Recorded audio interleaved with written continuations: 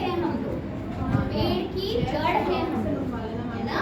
तो जब हमारे मुंह से एक मजाक में भी ये निकल जाएगा कि ये ना थोड़ा मैथ्स में अच्छा है, वो बच्चे के माइंड में चला जाता है कि उसका मैथ्स अच्छा नहीं है, वो किसी की बात नहीं सुनेगा, किसी की बात नहीं श्योर होगा, सच नहीं समझेगा।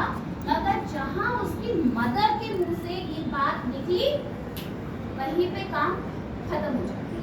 हम लोगों को बिल्कुल भी कोशिश करनी है कि इतना सा, ये खाना नहीं खाता, पढ़ाई की बात छोड़ो, नॉर्मल, ये खुद से नहाता नहीं है, ये ब्रश नहीं करता है। आप लोगों ने कभी भी बच्चों को नेगेटिव नहीं बोलना है। जहां आपने, this was the only reason I send your child outside ना, बिकॉज आपने उसके सामने बोला। This is really very and it goes with everything. उससे पहले मैं ये कहूँगी, अपने आप को नेगेटिव बोलना बंद कर दीजिए कि मुझे खाना अच्छा नहीं बनाना आता, या मुझे ड्रेसिंग सेंस नहीं है, या मुझे इंग्लिश बोलनी नहीं आती। कभी कोशिश ही नहीं करी तो आएगी कहाँ से? खाने बनाने की कोशिश करी क्योंकि डंडा पड़ा तो हमने बनाना शुरू करा और बना भी लिया, अब दाल बढ़िया बनती है। बट जब इंग्लिश बोलने की कोशिश ही नहीं करी तो आपको कैसे पता आपको नहीं आ सकता? Same goes with your children. अभी मैंने आपको बोला we need to get into the problem.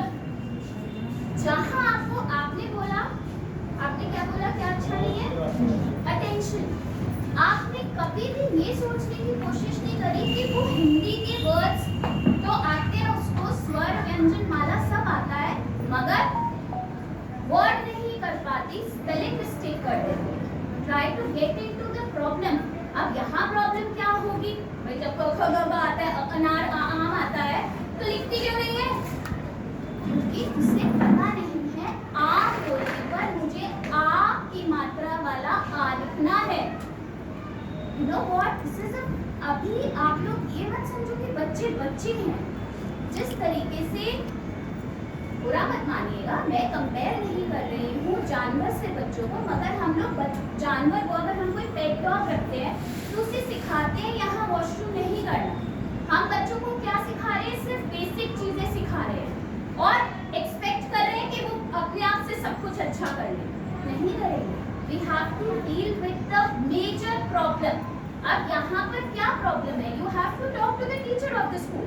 वो क्यों नहीं लिख रहा वर्ड? मैंने बोला किताब लिखने के लिए वो क को बड़ी ईद की मात्रा लगा रही है, त को आ की लगा ही नहीं रही है।